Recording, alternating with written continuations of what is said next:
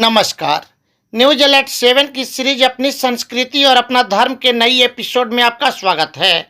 आज हम आपको लिए चलेंगे एक ऐसे ही प्राचीन समाधि स्थल पर जिसे भुसौलवा मठ के नाम से भी जाना जाता है। स्थानीय लोगों के अनुसार यहाँ दर्जनों संतों ने जीवित अवस्था में ही समाधि लिए हुए हैं। पूर्वी चंपारण जिले के जिला मुख्यालय से करीबन 55 किलोमीटर दूर दक्षिण दिशा में स्थित इस समाधि स्थल के बारे में हमें बताया गया कि कल्याणपुर प्रखंड के भुसौलवा मठ के नाम से प्रसिद्ध यह स्थल अपने कई विशेषताओं को समेटे हुए है। हमें यह भी बताया गया था कि यह मठ मुगल कालीन शासन से कई हजार साल पहले से स्थापित है। फिर भी हमने सोचा क्यों न इसकी पड़ताल की जाए।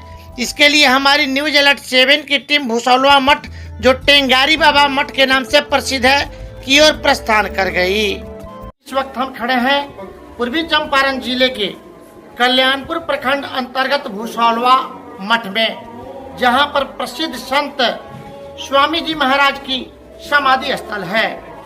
इस समाधि स्थल के बारे में हम यहां के स्थानीय लोगों से जानकारी प्राप्त कर रहे हैं। जैसा आप तस्वीरों के माध्यम से देख रहे हैं, यहाँ पर ये मंदिरों की स्थिति है। यहाँ पर कुछ स्थानीय ग्रामीण भी हमारे साथ मौजूद हैं और हमारे बाएं साइड में यहाँ के संत शिरोमणि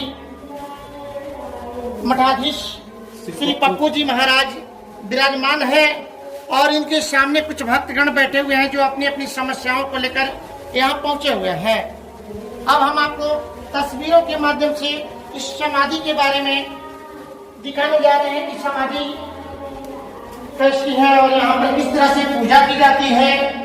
यह एक गुफानुमा है, यह एक गुफानुमा मंदिर है जहाँ पर स्वामी जी महाराज की समाधि है। आप तस्वीरों के माध्यम से देख रहे हैं कि हम लोग गुफा में कैसे अपना सिर झुका करके प्रवेश कर रहे हैं और यहाँ ये समाधि स्थल है।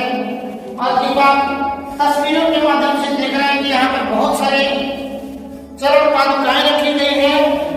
ये शायद भक्तों के द्वारा अर्पित की गई है और यही समाधि है स्वामी जी महाराज की। इस मठ के बारे में यहाँ के स्थानीय लोगों के अनुसार यह 1000 वर्ष से भी अधिक पुराना है। मुगल काल से भी पहले का मठ है और यहाँ पर दुर्लभ शंख और भगवान विष्णु की शालिग्राम की मूर्तियां रखी गई हैं। तो मैं आपको तस्वीरों के माध्यम से दिखाना चाह रहा हूँ कि वही शंख है जो इस समाधि स्थल के पास लाइन से रखी गई है।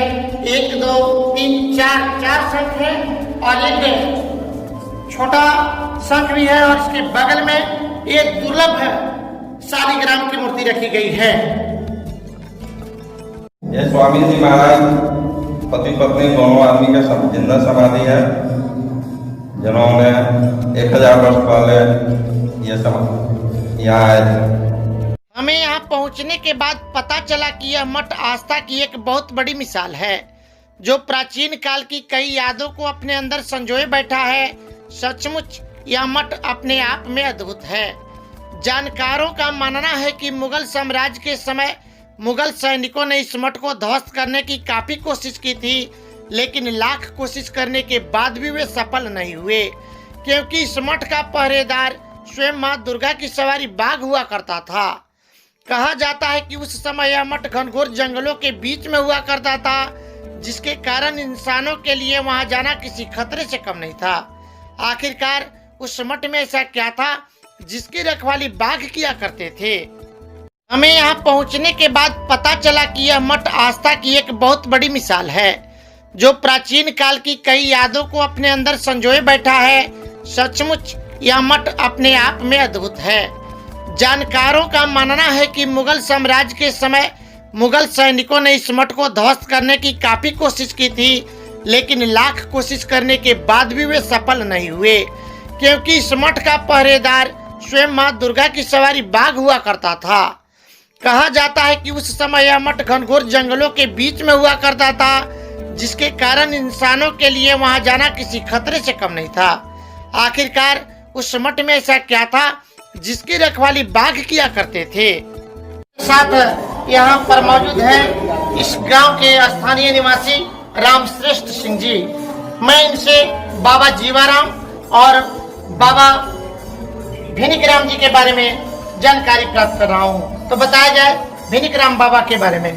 भिनिकराम बाबा यहाँ के महंत थे। वे शरीर छोड़ करके कहीं भी भ्रमण कर लेते थे। एक बार ऐसा हुआ कि भिनिकराम बाबा का शरीर कोई जीव जंतु छू दिया और ये भनभनाने लगे। उसके पश्चात आने पर शरीर में प्रविष्ट नहीं किए और जीवाराम बाबा बोले कि अब क्या भनभना रहे हो, अब तुम हमारे में चले आओ। और वे दोनों एक ही साथ उनके शरीर में प्रविष्ट हो गए। तभी से समाधि बना हुआ है जीवाराम और भिनिकराम बाबा का। भूसौरवा मठ की चर्चा कर रहे हैं या तस्वीरों के माध्यम से आपको लाइव दिखाने का प्रयास कर रहे हैं। वह मठ अगर सबसे ज्यादा प्रसिद्ध हुआ तो वह संत थे टेंगारी बाबा, और टेंगारी बाबा के नाम से इस मठ की प्रसिद्धि मिली और उन्हीं के देख रेख में इस मठ का जीर्णोद्धार भी हुआ था। और वर्तमान में यहाँ के जो संत हैं, संत शिरोमणि वर्तमान पुजारी संत पप्पू दास जी के द्वारा पूरे मठ की देख रेख की जा रही है। और ये संत टेंगारी बाबा की ही समाधि है, जिनके नेतृत्व में, जिनके कार्यकाल में इस मठ की प्रसिद्धि मिली और आज भी इस मठ को इन्हीं के नाम से जाना जाता है। आज हमारे साथ इस समाधि स्थल के पास मौजूद है यहाँ के स्थानीय ग्रामीण रामजी दास जी। हम इनसे जानने का प्रयास करेंगे कि आप इस समाधि के बारे में बताएं, टेंगारी बाबा के बारे में बताएं। टेंगारी बाबा सिद्ध पुरुष थे। वे ओम गति से चलने वाले संत थे। इनके विषय में बहुत सारी शास्त्र में वर्णन है, काव्य लिखा हुआ है इनके नाम से। और इनके विषय में कहा जाता है कि एक समय ऐसा घटना हुआ कि ट्रेन को रोक दिए थे। रामनगर से आ रहे थे, वहाँ से पत्थर लाए और जो मंदिर में आप पत्थर दिख रहे हैं लगाया हुआ इस मंदिर में अगल बगल, तो वही लाए और ट्रेन को रोक दिए थे अपने बल चमत्कारी शक्ति से। और इसलिए इनके विषय में यहाँ तमाम लोग इसी नाम से, टेंगारी बाबा के ही नाम से इस मंदिर को जाना जाता है। पूरे यहाँ के लोकल जो भी है लोग सभी इन्हीं के नाम से जानते हैं। यहाँ कई संतों की समाधि भी है। यहाँ के लोगों के अनुसार संत स्वामी बाबा व उनकी पत्नी ने अपने गोद लिए हुए पुत्र के साथ जीवंत समाधि ले लिया था। इनके अलावा दर्जनों संतों और उनके सेवकों की समाधि भी मठ परिसर में ही मौजूद है। यहाँ मौजूद दुर्लभ प्रजाति के शंख तथा शालिग्राम के दर्शन से ही आत्मा तृप्त हो जाती है। कहाँ से आया? मुजफ्फरपुर पता ही। आप कितने दिन से इस मठ पे आ रहे हैं? तकरीबन 4 साल मुझे यहाँ पे हो गया। तो इस मठ पे हर साल आने का उद्देश्य क्या है?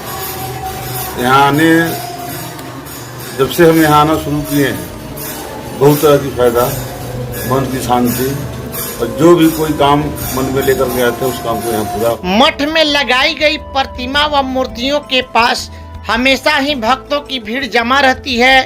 कहते हैं कि यहाँ आकर स्वामी जी की कृपा से भक्त अपनी संपूर्ण मनोकामना को पूर्ण कर लेते हैं। सबसे अधिक प्रभावित करने वाली बात यहाँ पर यह है कि यहाँ गुरु पूर्णिमा से लेकर कार्तिक पूर्णिमा तक यानी चातुर्मास भर अखंड रामधुन कीर्तन होते रहता है, जिसमें पुरुषों से अधिक महिलाएं भाग लेकर रामधुन गाती रहती हैं। मठ परिसर में ही सैकड़ों गायों को रखने के लिए शेड का निर्माण किया गया है, जिसका सारा श्रेय यहाँ के लोग वर्तमान मठाधीश पुजारी संत पप्पू बाबा को देते हैं। लोगों का कहना है कि पप्पू बाबा के यहाँ आने के बाद ही मठ का कुछ कायाकल्प हुआ है, नहीं तो यह मठ अपने अस्तित्व को खो चुका था। सारण जिले में आई भीषण बाढ़ के कारण वर्तमान में संत नारद बाबा भी अपनी 150 गायों के साथ यहीं पर ठहरे हुए हैं। मठ के पास अपनी लगभग 65 एकड़ भूमि है, जिसमें से कुछ पर स्थानीय लोगों के द्वारा कब्जा भी कर लेने की बात बताई गई।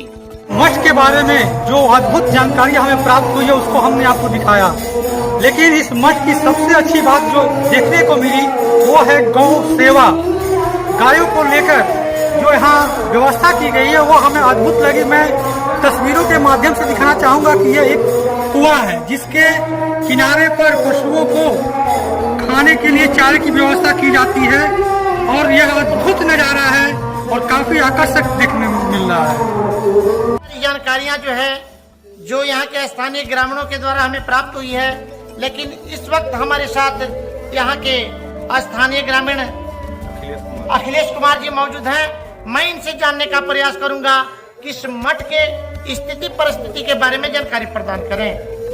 इस मठ के पास अप्रोक्सीमेटली 65 एकड़ लैंड है जो करेंट में यहाँ के स्थानीय लोगों द्वारा इंक्रोचमेंट कर लिया गया है, जिसमें यहाँ अनजानेवश या भगवान के द्वारा भेजा हुआ है पप्पू बाबा नाम से एक साधु आए जो इस मठ के प्रोग्रेस के बारे में सोचा और डेवलपमेंट का वर्क कराया, जिसमें आने के समय कुछ दिनों तक यहाँ के स्थानीय लोगों के द्वारा उनका अगेंस्ट भी किया गया, जिससे वो क्षुब्ध हो करके यहाँ से चले भी गए।